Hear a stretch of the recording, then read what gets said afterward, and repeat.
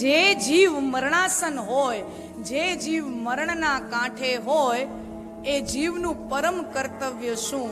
એ જીવનું સૌથી શ્રેયસ્કર કામ ક્યું? એનું કલ્યાણ શેમાં છે?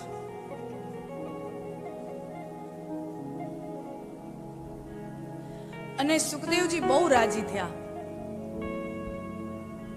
વાહ, પ્રશ્ન પૂછવા વાળો મળ્યો, અને પ્રશ્ન પૂછવા વાળો મળ્યો તો આવો પ્રશ્ન પૂછવા વાળો મળ્યો. રામચરિત માનસમાં જ્યારે શંકર ભગવાન ભવાનીને કથા સંભળાવે છે ત્યારે ભવાની વચ્ચે વચ્ચે પ્રશ્નો પૂછતા જાય, અને ત્યારે શંકર ભગવાન કહે છે, ધન્ય ધન્ય ગિરિરાજ કુમારી, તુમ સંગ નહીં કોઉ ઉપકારી, પૂછે હું રઘુપતિ કથા પ્રસંગા, સકલ લોક જગ પાવની ગંગા. હે ભવાની, હે પાર્વતી, તમારા જેવું ઉપકારી આ જગતમાં કોઈ નથી. શું કામ? કારણ કે તમે પ્રશ્ન પૂછ્યો છે. અને માણસ પ્રશ્ન પૂછીને સૌથી પહેલો પોતાના ઉપર ઉપકાર કરે. પ્રશ્ન આપણે જ્યારે કોઈને પૂછતા હોઈએ ત્યારે આપણે સૌથી પહેલો આપણી જાત ઉપર ઉપકાર કરીએ છીએ. રોગી જ્યારે પ્રશ્ન પૂછો એનો મતલબ શું? કે તમે તમારા અજ્ઞાનનો સ્વીકાર કરો છો. અચ્છા, પ્રશ્ન પૂછવાની પણ રીત હોય. હો, પ્રશ્ન પૂછ્યો કોને કહેવાય? કે આપણે જિજ્ઞાસા લઈને જઈએ, મને નથી ખબર, તમે મને જણાવો, એ વૃત્તિથી જઈએ તો એને પ્રશ્ન પૂછ્યો કહેવાય. બાકી આપણે મગજમાં જવાબ લઈને ગયા હોય અને ઈ જ જવાબ સામેવાળો બોલો કે તો ઈ હોશિયાર નતરી નબળો, એમ કરીને આપણે કોકને પૂછી તો આપણે પ્રશ્ન પૂછ્યો નથી, આપણે સામેવાળાને માપ્યો છે. અને એ માપવા વાળા પોતે ક્યાંય પહોંચતા જ નથી. હંમેશા જિજ્ઞાસુ માણસ જ પહોંચે છે, માપવા વાળો માણસ માપતો જ રહી જાય છે.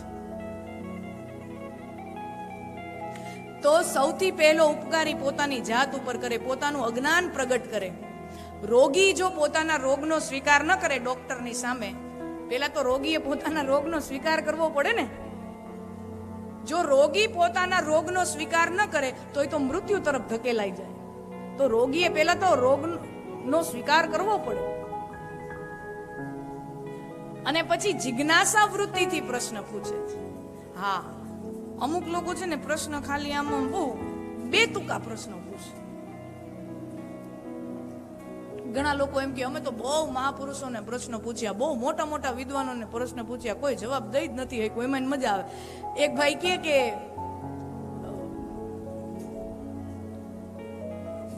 શ્રવણના મા બાપનું નામ શું?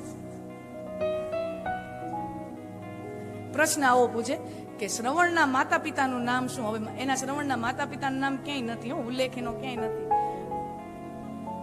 તો હવે જ્યાં જાય ત્યાંથી એને બધાને કોઈને બધાને મૂંઝાઈ જાય ને. હવે ક્યાંય ઉલ્લેખ જ નથી શ્રવણના માતા પિતાનો. ખાલી પ્રસંગ કેટલો ટૂંકો આવે છે રામકથામાં શ્રવણનો અને એના અંધ માતા પિતાનો. કેટલો ટૂંકો પ્રસંગ છે. બધા એને પૂછતો પડે શ્રવણના માતા પિતાનું નામ શું? મોટા મોટા સંતો હોય, મોટા મોટા વિદ્વાનો હોય, એનું મગજ ચકરાઈ જાય, જવાબ ન આવડે તો ઓલાને મજા આવે, જોયું આને ન આવડ્યું, આપણે પૂછ્યું ને આને આવડ્યું જ નહીં, એમાં એને મજા આવે. એટલે એક ભાઈને એવી આદત ને તો ઈ જ પ્રશ્ન, જ્યારે ત્યારે એક જ પ્રશ્ન લઈને જાય. તો એક વખત કોક મહાપુરુષ કોક સંત પાસે ગયા ને એને પૂછ્યું કે શ્રવણના માતા પિતાનું નામ શું? તો ઓલા સંતે જવાબ આપ્યો, છગનલાલ ને મોંઘીબેન.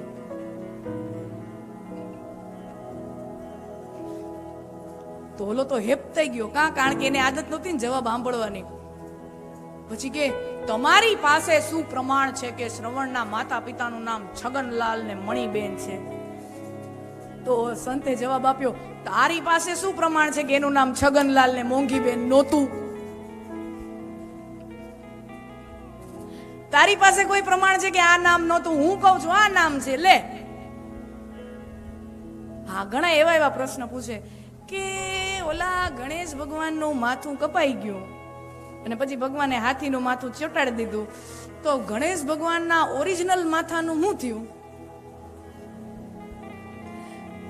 क्या बेतुके सवाल पूछते हो? આ પ્રશ્નનો મતલબ શું? શ્રવણના માતા પિતા શું? આ પ્રશ્નનો અર્થ શું છે? શ્રવણની કથામાંથી જે શીખવાનું છે એ શીખ ને ભાઈ. પોતે પોતાના મા બાપને ગોળામાંથી એક લોટો ભરીને પાણી ન પાતો હોય, હા, પોતે ગોળામાંથી એક લોટો પાણી ભરીને એના મા બાપને ન પાતો હોય, શ્રવણના માતા પિતા નામ, શ્રવણની કથામાંથી મા બાપની ભક્તિ, મા બાપની સેવા જે શીખવાની છે એટલું જ શીખવાનું છે, બીજું એમાં કઈ મગજ લગાવવાનું જ નથી. શું કામ મગજની કસરત કરવાની છે એમાં ખોટી વસ્તુમાં? ગણેશ ભગવાનના ઓરિજિનલ માથાનું શું કામ છે? ઓરિજિનલ માથાનું, હા, કોઈ એમ પૂછે કે ગણેશ ભગવાનના ઓરિજિનલ માથાનું શું થયું, તો પછી આપણે સામે પૂછાય ને કે તો પછી ઓલા હાથીના ધડનું શું થયું? ઓલા હાથીના ધડનું શું થયું? એક કામ કર, હું ગણેશ ભગવાનનું માથું ગોતી આવું, તું ઓલા હાથીનું ધડ ગોતી આવ, આપણે બે મિશનમાં સક્સેસફુલ થાય ને તેથી મળશું. ઈ સિવાય હવે મળતો નહીં, ઈ સિવાય હવે ભેળો ન થાતો. क्या व्यर्थ की दिमागी कसरत करते हो? जो कथाओं से जो तात्पर्य पाना है उन मूल्यों को पाए, उन मूल्यों को समझे. અને એનો મતલબ એ બિલકુલ નથી કે પ્રશ્ન ન પૂછવા જોઈએ, પ્રશ્નો પૂછવા જ જોઈએ અને મનમાં પ્રશ્નો થવા પણ જોઈએ, પણ કેવા પ્રશ્નો પૂછવા એનું ફિલ્ટર હોવું જોઈએ, એનો વિવેક હોવો જોઈએ. અહીંયા સુખદેવજી રાજી થયા છે કે પરીક્ષિતે મને પ્રશ્ન પૂછ્યો. અને શું કામ રાજી થયા? કારણ કે એક તો પેલા પ્રશ્ન પૂછવા વાળો પોતાના ઉપર ઉપકાર કરે, બીજો ઉપકાર ઈ જેને પ્રશ્ન પૂછી રહ્યો છે એના ઉપર કરે. કારણ કે જે સમજુ માણસ હોય, વિદ્વાન જ્ઞાની માણસ હોય ને, એની પાસે તો જ્ઞાનની તિજોરી ભરેલી હોય, પણ એમને એમ ખોલે નહીં, કોક પૂછે તો ઈ ઢોળાય. એને તો આમ છલકાવવું હોય, પણ સામે કોઈ પાત્ર લઈને ઊભું તો હોવું જોઈએ. વણમાંગી સલાહ, વણમાંગું જ્ઞાન મહાપુરુષો ન આપે.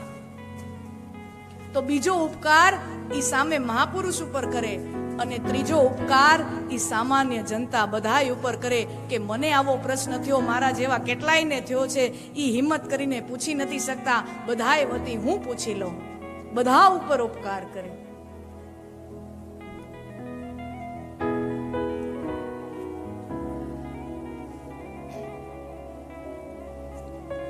અને હવે આ પ્રશ્ન પૂછાઈ ગયો છે કે જે જીવ મરણાસન્ન છે એનું પરમ કર્તવ્ય શું છે, એનું શ્રેયસ કર્મ શું છે.